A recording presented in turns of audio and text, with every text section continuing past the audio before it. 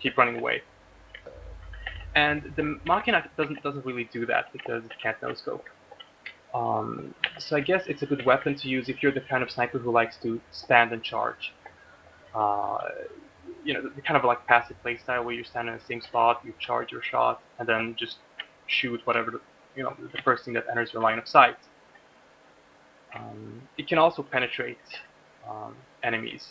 So if two of them stand like in a line, then you can kill both of them, or even more than that if you're lucky enough to get like such a shot. I would say like Machina is really good for like choke point defense, like the tunnel when you're in Badwater or when you're defending the cart. Basically, places where people are known to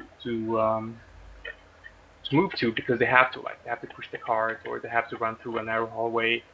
The Machina is awesome for that, and the fact that it deals like a greater body shot damage, that also causes that penetration thingy to be even more dangerous. Okay, so then we get to the fun part, the aiming part. Aiming is basically a combination of two things: prediction and hand-eye coordination. So prediction is how you know where to aim, and hand-eye coordination is how you actually aim where you want to aim. Obviously, this is an important part of sniping, and when it comes to that, I have some good news and some bad news. I guess the bad news is that both prediction and hand-eye coordination is something that comes with experience, and experience equals like many hours of practice. It's not really something that I can help you improve in an instant. Having said that, what I can do, and I guess this is the good news, is to show you a few simple techniques that can make a big difference in regards to how you approach sniping. And one of those techniques is how you set up your shots, or at least that's what I call it.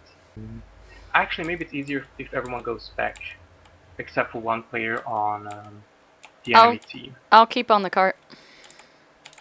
So, about setting up your shots, it's mostly about prediction and timing. And the basic idea is that you aim where you think the enemy will show up, and if they do show up, you shoot. So it's fairly simple.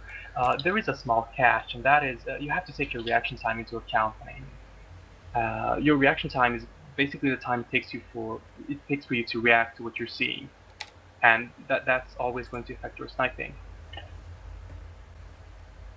Okay, so is everyone spectating me? Yep. Or most people, rather? Yep. Okay. So let's say that somebody is about to run around the corner here, and I expect them to. So if I stand and aim like right here, then that's not going to be very good, because if something runs past, then there's no way that I'll be able to react to their movement and shoot in time. Freeman, can you run past? I mean that's just no way that's going to happen. So if I aim slightly outside, away from the wall, because here I have to take my reaction time into account, I have to estimate roughly how far the target will move before I'm able to react. Freeman, can you run out again? See, that was still a bit too slow, so I'm going to try here. Again, please. Okay, that should have been a shot, but yeah. One more time. Dude, what's with the hit trick? Come on, Meadows, I'm recording here. Come on, dude. Freeman's a ninja. Yeah, could you like run out and stand perfectly still? Hey, hold a sign that says "Shoot me, please." Yeah, this is crazy.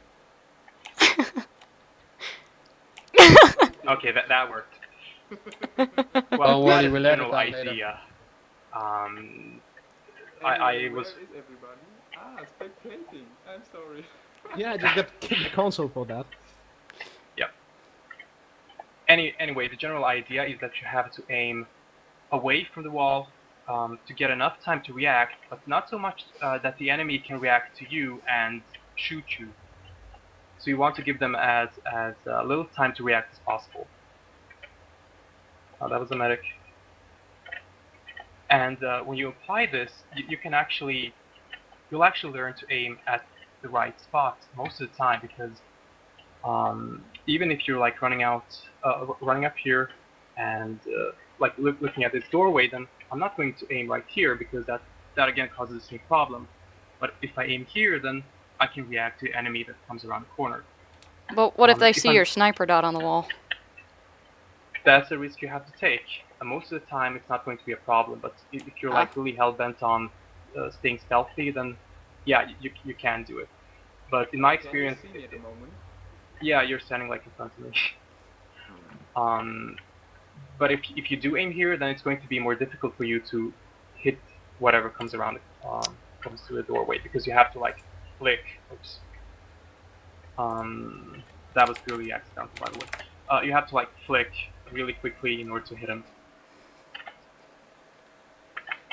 And I think it's just easier to aim at the wall, even if it means that the dot will be visible.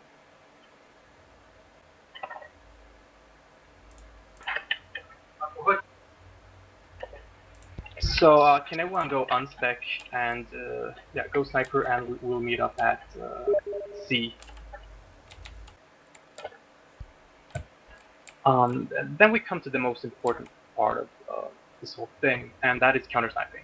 Counter-sniping is the most important aspect of sniping.